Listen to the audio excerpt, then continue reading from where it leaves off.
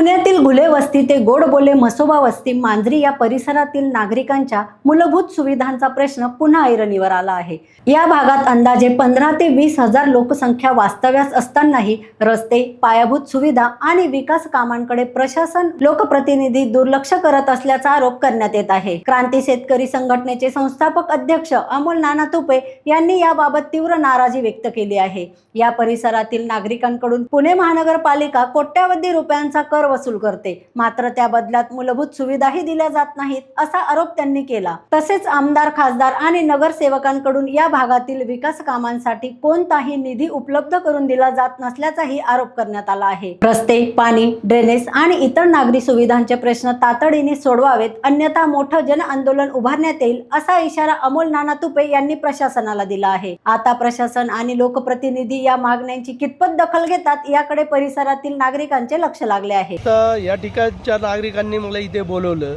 आता इथल्या समस्या सांगितल्या की मोठ्या प्रमाणात पाऊस झाला की ह्या ब्रिज खाली पाणी साचल्यानंतर यांना जाण्या येण्याकरता हा मार्ग बंद होतो। त्यामुळे यांना परत 2 किलोमीटरवरनं मांजरीतनं किंवा 17.5 वरनं मुंडव्यातनं असं या लोकांना जायला लागतं। आता हा पर्यायी रस्ता आहे त्यांना, आणि ह्या रस्त्याची आता फार मोठ्या प्रमाणामध्ये दुरावस्था आहे।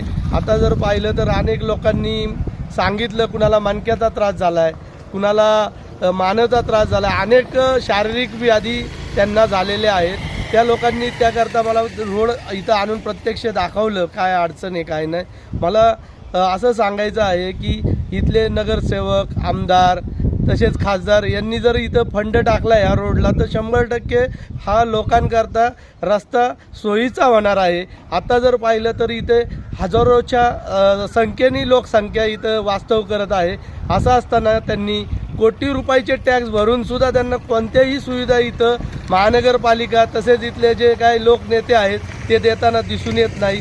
त्यांच्या मनामध्ये फार चीड निर्माण झाली आहे की आपण एवढे टॅक्स भरून पाण्याची समस्या आहे, ड्रेनेजची समस्या आहे, लाईटची समस्या आहे, या ब्रिज संदर्भात बी त्यांना अडचण आहे। तसंच इथं जर पाहिलं तर इथं वडा आहे, त्या वड्यामध्ये ओपन केबल आहेत, अनेक त्यांना समस्यांना त्यांना सामोरे जायला लागत आहे। तर त्यांनी मला या सगळ्या समस्या सांगितल्या आणि मी प्रामाणिकपणे सोडवण्याचा प्रयत्न करणार आहे। मी महानगरपालिकेच्या आयुक्त कार्यालयात जाऊन आयुक्तांना सुद्धा हा प्रश्न विचारणार आहे।